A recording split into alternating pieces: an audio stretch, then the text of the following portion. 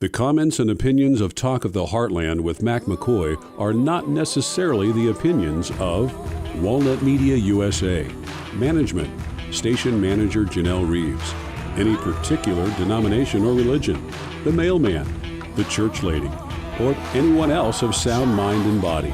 Now, here's the Talk of the Heartland with Mac McKoy on KCRO, the Heartland's Christian voice. Good afternoon. It is the Thursday edition of Talk of the Heartland here on the 25th day of the 8th month, August, in the Lord's year 2022. I'm Mac McKoy, and thanks for joining us this afternoon. You know, it's no accident you're listening here today. We've been praying for you, and we really have. We don't know you by name, but we know that you have prayers that you've sent up to God.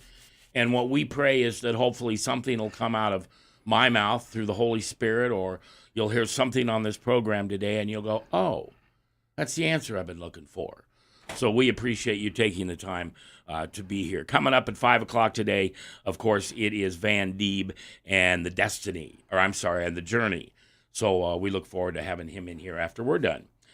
My special guest today is Nebraska State Senator Justin Wayne, and he just got a bill passed. Is that the correct way to put that? Yes, sir. Okay.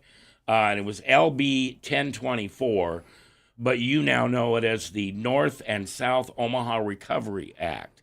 It was a big article in the World Herald the other day. I saw it on a lot of TV stations, and I want you to kind of explain that to my listeners on how that process happened.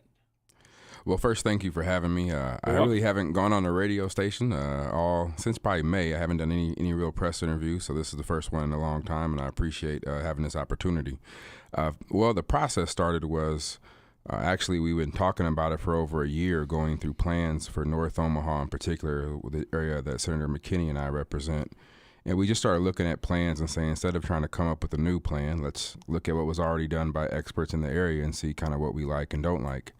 And then it was on the top of Kilimanjaro. I went there with a group of senators, a couple senators, a couple other people. Well, you're talking the mountain. The mountain, climbed Kilimanjaro. That's not a bar stool somewhere or something like that. Okay. At times I thought it was when I was delirious from walking, but I was up on top of the mountain and kind of, I don't say broke down, but just kind of took it all in and started thinking about what am I going to do the last 2 years and what do I want to do for the rest of my life. And it really just hit me and it solidified the things that we've been working on, which is economic development. And so I came back, and on the mountain I was literally calling Senator McKinney, which, by the way, on a sidebar, you can call from Africa and have clearer reception than sometimes just calling from downtown Omaha. Really? Especially on top of a mountain. My guess is you didn't have a cell tower next to you. No, we didn't. But the point was we started having conversations, and when we came back, we put together a plan that was released July 3rd, 2022. Introduced a bill, and through a lot of negotiation and conversation with people from all walks of life and political backgrounds in the legislature and the governor's office and the governor himself, we put together a total package of over $800 million that will transform not just Omaha but all of Nebraska. And so we have roughly about 370 total going to North and South Omaha, but the remaining $500 million is being dispersed throughout Nebraska for transformational change. That's awesome. Senator Justin Wayne is my guest today. He is a senator from the great state of Nebraska and represents Omaha, North Omaha, and South Omaha. So what's your vision for this? I mean, if you could wave your magic wand and forget all the politics, the money's there, what should we do with it? Well, I'm not saying we will, but right, I understand. So I represent North Omaha and Northeast Douglas County. So I go up to Blair. I go all the way out to 132nd Street, north by State Street. So I have one of the most diverse districts. Senator McKinney represents the heart of North Omaha. Senator Vargas represents the South Omaha area, and same as Senator McDonald. And I think what we would like to see for East Omaha is transformational change around jobs and wealth. And how I frame it is this way: there are a lot of people who believe that capitalism is not working for everybody. that you are hearing a lot of talk about social justice and socialism and how we need bigger government to work for everybody. And what we believe, and this is, I don't talk politics, but for Democrats saying, no, there's a way we can do this by making sure that the free market works for everybody. And we do that by making sure people have the ability to get jobs, and we have jobs, but then we also have to invest in that entrepreneurial spirit where we can say, how do we create jobs? And I think those are all different strategies. So in a perfect world, if I could wave my wand, it would be magic wand. It would be implement those different strategies to make sure Omaha isn't the city of great disparity when it comes to income. Senator, how do we do that? Not you, but how do we, people listening to this show, people who love Omaha, this is the town I was born in. What can we do to help you? So there's a couple things. Is be a part of the conversation. In the week of September 19th, we'll be having public hearings around more ideas and projects for economic development. One of the things that Senator McKinney always stresses on, and I'm just so proud to have him as a colleague, is he continues to say we can't social program our way out of this. It isn't that nonprofits and social programs aren't important, but we've done that for the last 30 years in North Omaha, and we haven't moved the needle.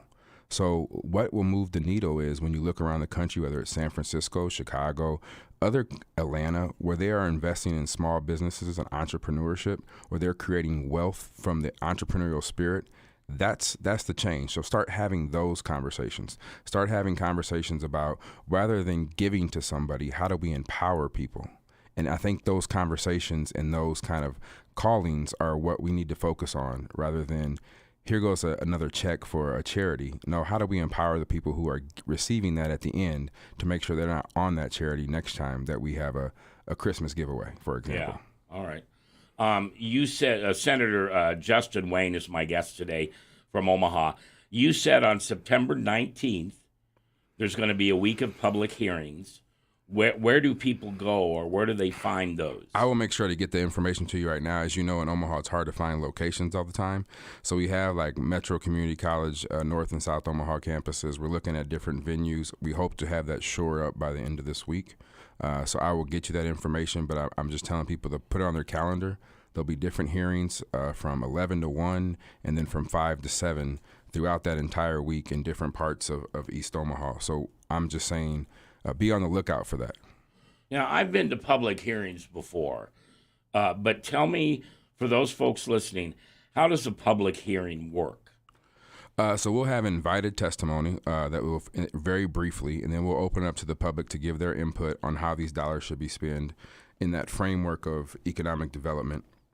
We'll also have an open house kind of setting in an adjacent room where maybe those who don't feel comfortable speaking but want to write down an idea, and we'll have that available to them, and we'll kind of walk through the process. And then from the public hearings, we'll get more input.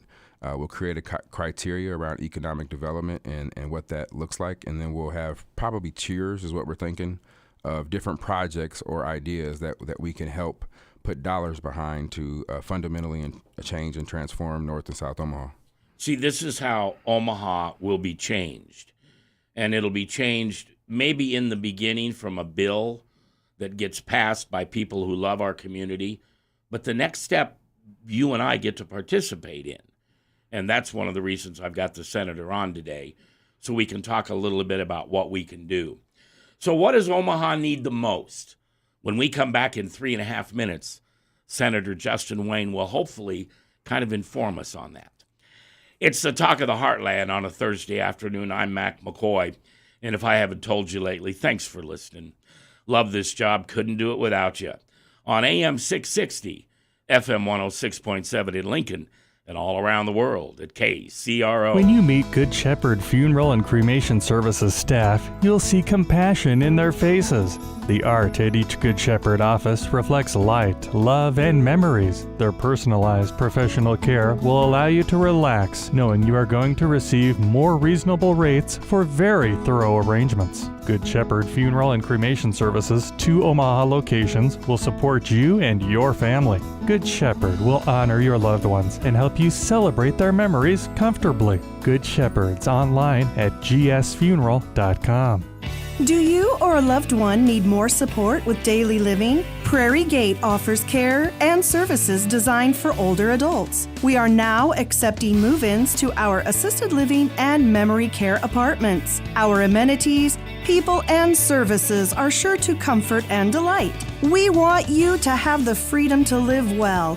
Live your best life at Prairie Gate. To learn more, visit prairiegatephs.org.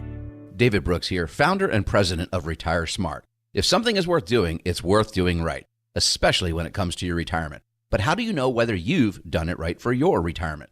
Life can be so unpredictable. You may wonder if you're truly ready. Well, you're not alone. That's why we've developed the Smart Checklist Challenge. Nearly everyone approaching retirement shares basically the same fears.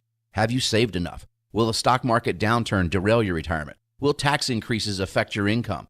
What if you need to go to a nursing home? Will your spouse's future be secure? Call for your complimentary SMART checklist at 402-369-7777. That's 402-369-7777. Smart Wealth LLC is a federally registered investment advisor under the Investment Advisors Act of 1940 and an affiliate of Retire Smart. Registration as an investment advisor does not imply a certain level of skill or training. Information about Smart Wealth LLC can be found by visiting www.advisorinfo.sec.gov and searching by the advisor's name.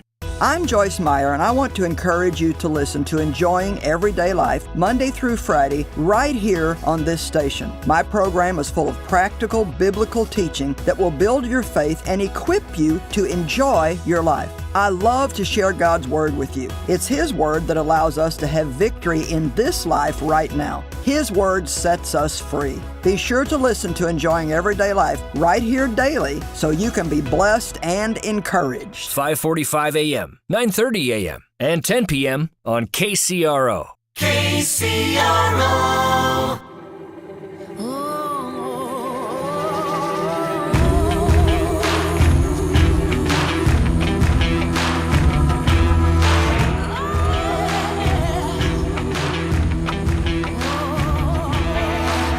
Good afternoon. It's the 25th day of August in the Lord's year 2022. I'm Mac McKoy, and this is Talk of the Heartland on AM 660 at FM 106.7 in Lincoln, and of course all around the world at KCRO.com. Van Deeb coming up in about 30 minutes. Hang around for his show, The Journey. It's a great show. He interviews people that have not only been on a business journey here in Omaha, Council Bluffs, Lincoln, this area, but also a spiritual journey. And they're great interviews. Van does a good job.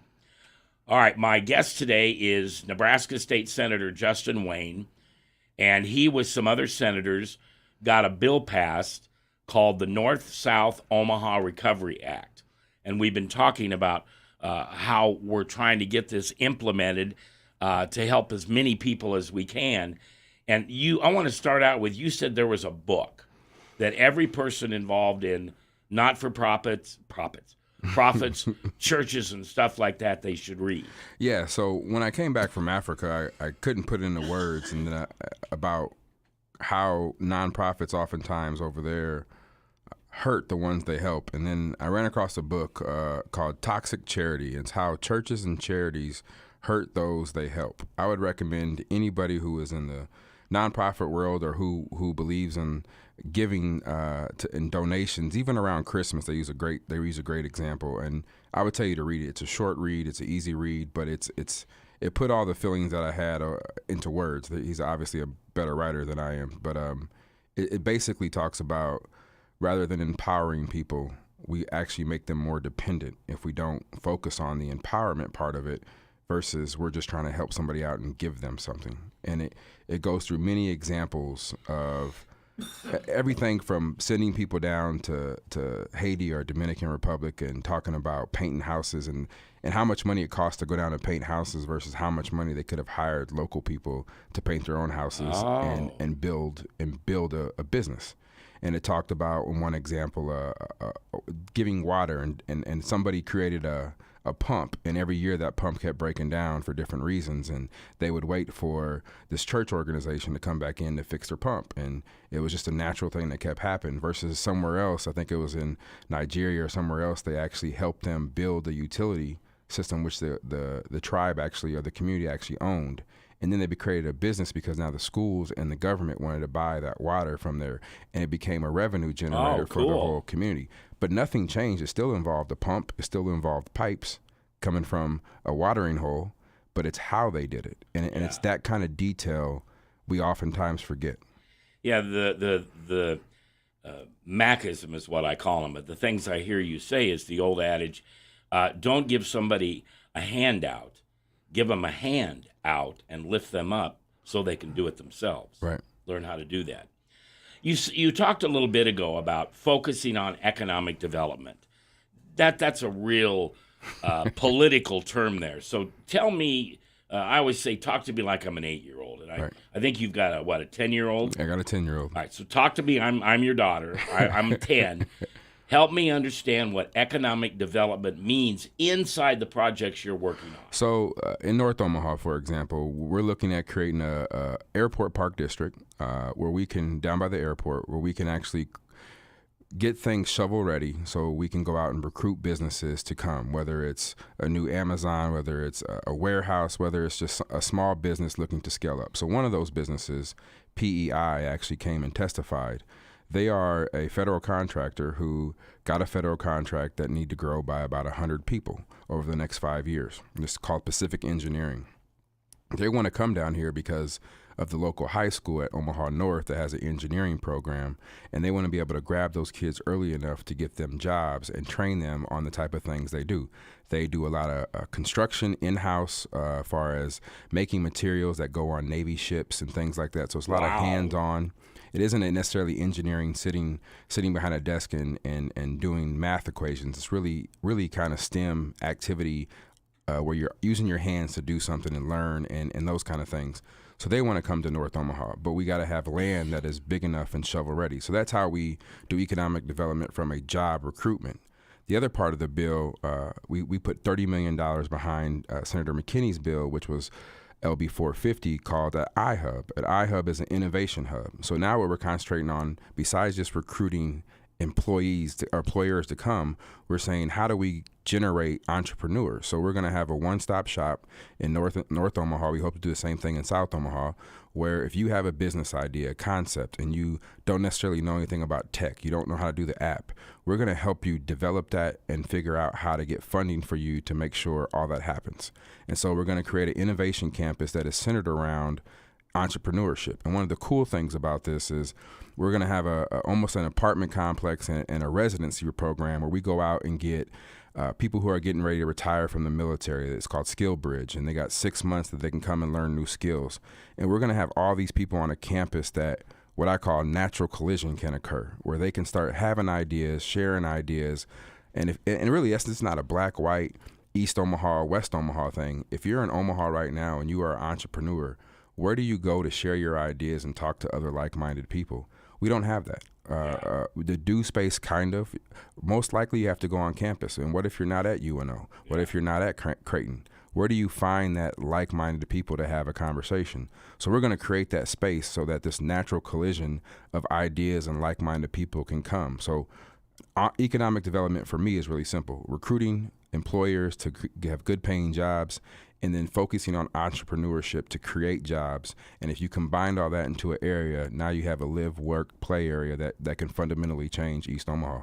My guest today is Nebraska State Senator Justin Wayne, and he is in the middle of just getting ready to implement a bill that he got passed with other senators, LB 1024, and it's the North-South Omaha Recovery Act. So, do you have the land yet out by the airport? No, we are in the process of still identifying. Obviously, there's a lot of implementation that goes into this, and even if it's by the airport, there's a lot of land by the airport, and so we're trying to figure out if you know anything about the airport area. 2011, 2017, 16th Street down there flooded. So you have low water or low moving water. So there's just a lot of things we're working out. But the reason we think the airport area is the best area for us is public transportation is often hard in Omaha. If you live in East Omaha and you want to go out to South Sarpy at the new Amazon facilities or anything like that, it probably takes you 3 or 4 bus exchange. And there was an article 3 years ago in the Omaha World Herald where a teacher from Burke tried to just use the public transit. And one night he was running from Papillion to almost Burke High School at 10 o'clock at night because he missed his bus and there's no other bus route to get him home. And so just those kind of complications, and which we passed a bill to hope do that I led, but to fix those things. But just those kind of complications said we need to do something by the community and to where those barriers aren't necessarily there. So public transportation at this time is not traveling to the airport? No, it travels to the airport, but the difficulty is if you're in North and South Omaha, how do you get out west to some of these? When you're driving down I-80 going to Lincoln, you see a lot of big warehouses and a lot of things out there. But how do you get out there? And so public transportation is still an issue if you get people moving from east to west. Now, do you help me? I've only been here back here a year. What is your Metropolitan Transit called? It's still called MAT. It's still called Metropolitan Transit. 3 years ago, I introduced a bill to create a regional transit, which will allow them to expand and get a little bit more tax base and start building these communities with Gretna and Ralston so we can start running more efficient lines and better lines. And so I think we'll see that, but that's a longer term play. And for right now, my community has waited at least my lifetime. I'm 40, in 2 days I turned 43. Maybe we can get everybody to sing happy birthday to you. So you figure that, we've waited so long, it's time for us. And the gap hasn't changed. In fact, arguably it's gotten worse. So we need to do something now. I like your the cut of your jib, that as we call it. Do you know what jib is? I do not. Okay, so I'm from a farm in Beatrice, and when a cow is chewing, sometimes it's called cud, and they get kind of foam around their mouth. That's called the jib, but it's actually the way the cow is communicating. Now, only a kid from Beatrice could explain that to you. So when somebody says, "I like the cut of your jib," or the cud, that's a compliment. Okay. All right, just so you know. I don't want you to throw on anything. My guest today is Nebraska State Senator Justin Wayne. He got a bill passed, and it's called the North-South Omaha Recovery Act. And we're talking about how that's going to impact not only you as a consumer, but let's focus on creating jobs.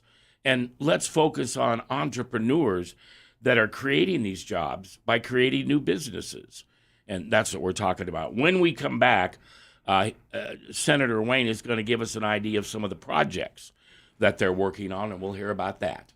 It is 28 minutes past the hour. I'm Mac McKoy. Thanks for listening to AM 660, FM 106.7, and all around the world at KCRO.com. KCRO is seeking partners interested in sharing God's message to our listeners. We would welcome the opportunity to discuss the mission of your business, organization, or ministry and how it might fit into the KCRO lineup. For more information, go to KCRO.com and contact Janelle. Hello, this is Gary Hutchins, minister with the Sunny Slope Church of Christ right here in Omaha, wanting to invite you to study God's Word with us every day on Search the Scriptures. Right here on KCRO, we want to get into God's Word in an in-depth fashion, dig beneath the surface, see what it really says, Monday through Friday on Search the Scriptures. Weekdays at 2:30 a.m., 5 a.m., 10 a.m., 6:30 p.m., and 10:30 p.m. on KCRO, the Heartland's Christian voice. Hi, I'm Chelsea Salafu with Heartland Hope Mission, and right now our food pantry numbers are up over 45% this year. At our current rate, we will serve over 77,000 people with a week's supply of food this year alone. Please go to heartlandhopemission.org and donate today. We need your help so that we can feed our neighbors in need. Again, that's heartlandhopemission.org. Heartland Hope Mission, more than a pantry. Friday on Truth for Life, Alistair Begg takes a closer look at the foundation for the church's mission. Whenever the church loses confidence in the truth, the power, and the relevance of the gospel, it loses any compelling sense of mission. Study with us Friday on Truth for Life with Alistair Begg. Truth for Life with Alistair Begg, weekday mornings at 8 on KCRO. 660 AM in Omaha and 106.7 FM in Lincoln. Baseball and hot dogs, they go together like front porches and rocking chairs. And with Village Hearth Buns, you don't have to go to your local ballpark to enjoy a really good hot dog. Just grill up a package of quality Franks and serve with your favorite toppings on a Village Hearth bun. They're the same delicious buns served at baseball stadiums throughout the Midwest. Village Hearth Buns, baking our best for you. Hey, this is Pastor Delmer Austin, and I'm giving you another invitation to join us for Rise Up every Saturday morning from 9 to 10 a.m. on KCRO. I tell you, there's a lot of confusing issues that are out there in the world today, and that's why it's even more important to understand the truths from God's Word. It is my belief that God will clearly define the principles and values that identify His kingdom. We just need to be listening. Please join us each week as we continue to study God's Word. Now your forecast for KCRO. For Omaha, Council Bluffs, and Lincoln. Partly cloudy tonight with a low of 65. Northeasterly winds 5 to 10 miles per hour. A mix of clouds and sun again tomorrow. Chance for scattered thunderstorms. Daytime highs approaching 87. Overcast tomorrow night. Lows around 68. Upper 80s Saturday with a chance for scattered storms. Turning cooler Sunday with highs in the upper 80s. Storms continue. I'm weatherology meteorologist Paul Trombley on KCRO. Right now 86. The Heartland's Christian Voice, KCRO.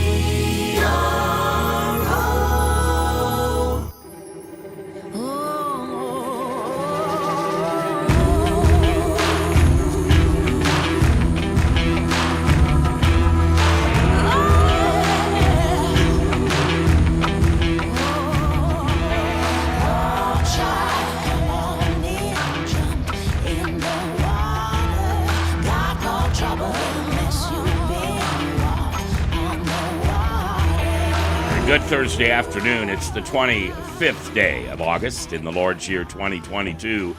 I'm Mac McKoy, and this is Talk of the Heartland on AM 66 or 660, as sometimes we say, FM 106.3 in Lincoln, and all around the world, of course, at kcro.com. My guest today is Nebraska Senator Justin Wayne, and you and other senators passed. Has there been a bill like this in Omaha before? No, sir. There has. This is the first time that this level of investment is being focused on East Omaha. And what's the number again? $370 million. Okay, and so that's what it is. They're focused on bringing jobs, bringing education, and bringing things into the community that help build the community. Now, give me some, if you can, share with me some of the projects that you either are working on, that are in the middle of, or that you would dream about, if you could. So when we put this together, we focused on the airport park just because there's been studies done down there multiple years around the economic impact. And one of the studies showed that there could be over 1,000 jobs and over about $800 million of economic impact annually in the area. So that's where we focused at. As far as other projects, we're at the beginning stages. Yes, when we had this, we had a vision that allowed us to get it. But what the legislature did is said we have to hire. Well, we did hire Olson Consulting. They put a big team together, and we are actually going out and getting as much feedback and information and project requests to build that list. So we're almost doing what you could consider a needs analysis of North Omaha and propose solutions. And we're going to come up with the criteria that obviously economic impact is going to be a huge factor to prioritize where we should invest as a state in these dollars. Now, part of that process is having a conversation with the public after we come up with this report that's due December 1st, is to have conversations around what can the public also support as far as donations, grants, those kind of things.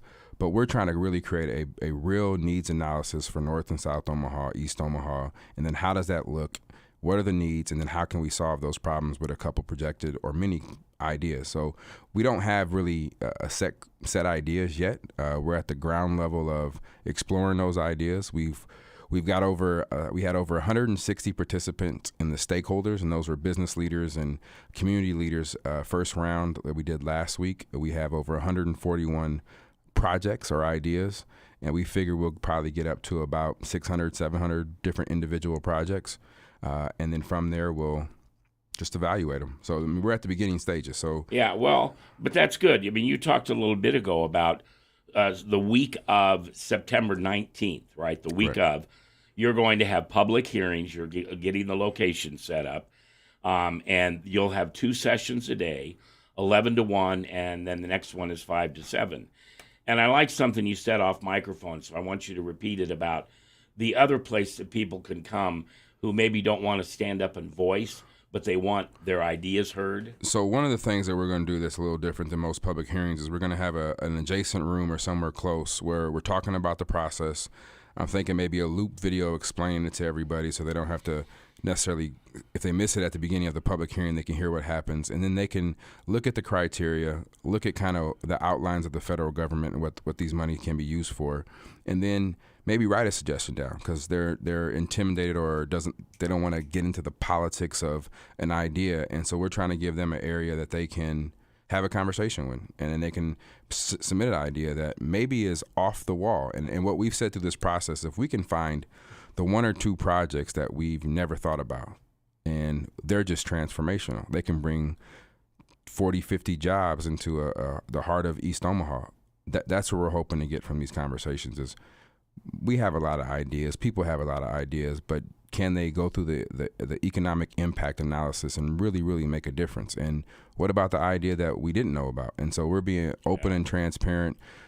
Part of this process was when I was sitting in Africa, I came to the realization of I don't know everything. You know, I'm up on top of a mountain and I didn't get here by myself. And there were a lot of things that I thought on the way up there that were completely wrong. Just so you know, he climbed Kilimanjaro. Climbed Kilimanjaro last November, and so you think you walk into a situation knowing everything, but you really don't, and that was the approach we took. So that's why we're taking this dollar. So the only thing that's been allocated for right now is the airport part. We put $60 million behind, and we know that there's an affordable housing issue, so we put $20 million behind that. The rest of this $250 million, we haven't decided where it goes. It's really going to be grassroots from the community, what we think can solve this wealth gap, what can we solve this economic gap that we see so crazy here in Omaha. My guest is State Senator Justin Wayne. He and several other of his colleagues passed a bill, LB 1024. You would know it as the North-South Omaha Recovery Act. I love what you just said because great ideas usually come one at a time. Absolutely. Somebody steps up and says, gee, have you ever thought about this? And I like the fact that you're going to do those public hearings and you're taking them seriously, especially for the people who are shy or who don't want to get up and talk, but they've got an idea. And that idea shouldn't be buried, just because somebody doesn't want to auditorily share it with you. Well, I've grown to truly believe sometimes the most smartest people in the room are the people who say nothing. Well, considering I talk for a living, I guess I'm in trouble now. But no, you're right. You're right. They take it all in and they process it all and they see something different. Like, well, how come you guys can't put these 4 things together? I'm like, I never thought of that. Yeah. Now, you mentioned something earlier, and I just want to know what it is. And if you want to unpack it, you can. But the skill bridge. So one of the things that I think with Offutt Air Force Base that we underutilize in Omaha, and we're one of these places that we got a huge gap for needs of people of employers trying to find employees. One of the ways I think we can do this and solve this problem is still through Skill Bridge, which is a DoD program that if you're in the military and you're getting ready to get out, so the last year you sign up for the program, usually a little bit before that, but the last year to 6 months, they send you out to different businesses. It's almost like an internship program where you can get skills to get ready to move back into, civilian life. And we have a lot of employers who are interested, but we don't have anybody at the state who is pushing that. And so one of the things we want to do through this iHub is say, how do we push that? We want this iHub to push that and work with local employers to say, we can find you great talent and we're going to help bring them here. We're going to help skill them up. And once they get to Omaha, we think they're going to stay here. That's awesome. Now, so I moved over from Iowa over a year ago, and for the last 10 years, all we've heard about in the Des Moines proper and in the suburbs is, well, we got Amazon, and we got Facebook, and then we got this and this and this. Are you looking at big corporations like that as well as entrepreneurial-run businesses for this area? So we're taking a dual approach. I think part of it is recruiting businesses and recruiting employers who are looking for opportunities in the Midwest, and we think Nebraska is a great place to be. But we're also focused on that entrepreneur. We are this iHub. We're going to have this innovation campus that I truly believe will fundamentally change the ecosystem when it comes to startups here in Omaha. We have the ability, we have the talent. We just got to give the ecosystem the boost to get it done. Yeah. Now, you said iHub? iHub, Innovation Campus. We call it an iHub. All right. Now, is that do you know where that's going to be now? No, we don't. We want it kind of down by the Airport Park district because we're trying to build some synergy around that. But they could be anywhere across the state. We just are trying to figure out the best match. And because we're putting some dollars down by the airport, we just think it's a great location down by downtown. All of those things that we can build some synergy and create this live, work, and play place that really is what's attracting a whole bunch of young people to move to different states and different cities. Yeah, and we are seeing movement of not only younger people coming back, but people who are in their 60s, 50s, and 60s who are moving to the Midwest for the first time because they're tired of the coast. They're just tired of everything that's going on. And so how do we build that? How do we recruit all these people who are moving to remote jobs? Whether people believe in remote jobs or think they're a horrible idea, doesn't matter to me. If they're making $150,000 to $200,000 from their house doing a remote job, how do we get them to come to Omaha? There's some income tax benefit to that because now we have a taxable income. Okay. Most of them are in the tech space, so now we're getting more people from the tech space here, and we're building that culture around tech, which everybody, you talk to anybody, that's the future, right? We got to figure out this tech space, whether we like it or not, it's the future. So let's embrace it and figure out how we grow Omaha in that fashion. Yeah, it's interesting you bring that up. My grandfathers moved to Beatrice 100 years ago, whatever it was. And my dad remembers my grandfather having a conversation with this guy by the name of Henry Ford.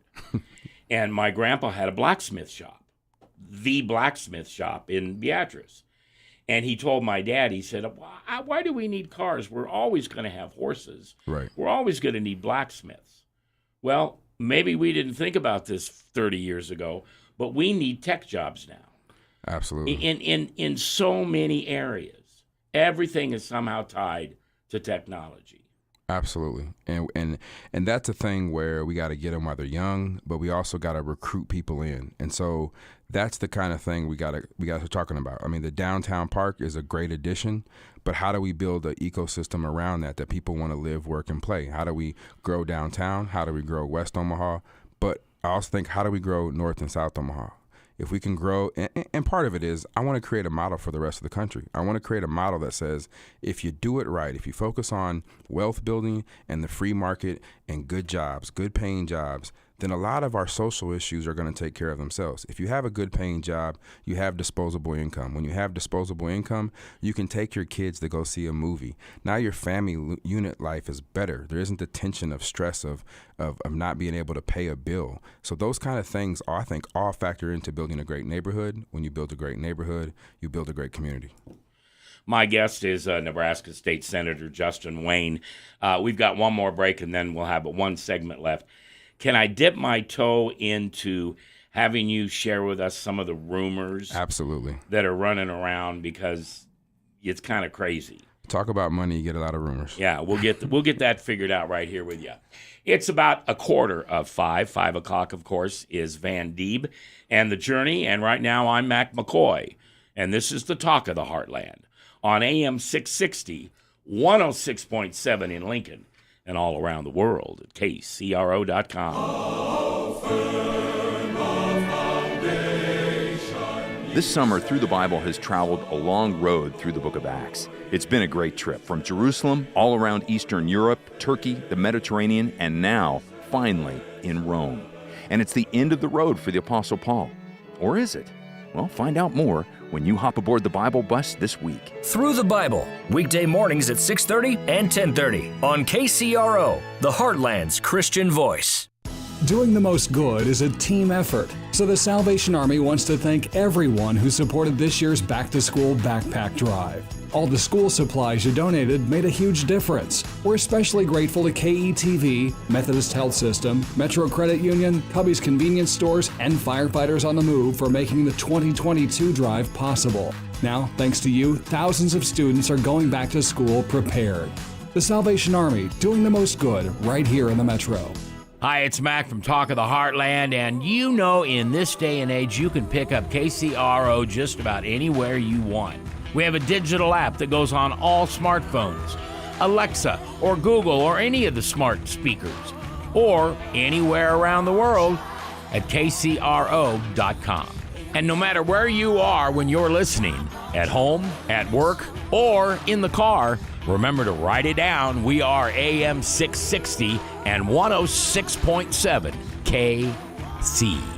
KCRO. Thanks for listening to the Talk of the Heartland. This is Mike Bliss. And I'm Ron Brown. And we would like to introduce our new radio show named Alive and Active, exclusively on KCRO. Our show will help men guide their way through a tough yet truthful look at the Bible. Join us Fridays for Alive and Active on AM 660 and FM 106.7 in Lincoln and all around the world on KCRO.com.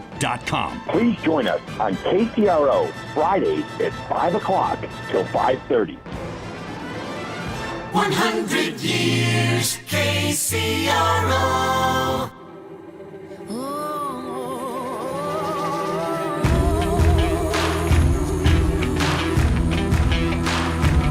Good afternoon. It's the 25th day of August in the Lord's year 2022. I'm Mac McKoy, and this is Talk of the Heartland, heard every weekday from 4 to 5 here on AM 660 and FM 106.7 in Lincoln. And no matter where you are, even if you're on top of Kilimanjaro, I said that wrong, didn't I? Kilimanjaro, you can get this radio station. That's what we've that's what we've been gifted by, this internet. Everybody blames the internet for bad Facebook and all that stuff, but it also allows us to bring the message, the word, to any place in the country, any place in the world that wants to hear it. And so we do appreciate you taking the time to listen. Anytime you've got a comment, especially something we can do better. You know, I owned restaurants in a previous life, and somebody'd come up and say, man, I love that lobster and steak. That was so great. Thank you. And I'd say, hey, make sure you tell me when it's not great. Because that's what we need to know, not only about the stuff that Senator Wayne is working on, but also the stuff with our businesses, our churches, our supply networks. And so you can send your comments to me at Mac, M-A-C, like macaroni, at kcro.com, and I would love to hear not only what you think we do right, but what we can do wrong. All right, so... The way you said Mac, like macaroni, we always have to think of a way to have people remember what we're actually saying. So when I used to go door to door, I'd say, Justin Wayne, kind of like John Wayne, but I'm still alive. And then everybody would laugh. Then I would say, but he looked better. And so everybody would laugh at me. But it was just, we said like Mac, it was just like we have to think of a way to make sure they understand what it is. People think, usually people will spell Mac, M-A-C-K. Correct. And I don't. And so the only way I could figure out is everybody knows that macaroni starts with an M-A-C. Right. So it works good. Now I go places and people say, oh, you're macaroni. I don't know why I got that started, but I did. All right, so one of the things that I learned before you got here today, and I asked you if we could talk about this, and you said yes, there's some rumors going around this project. And if you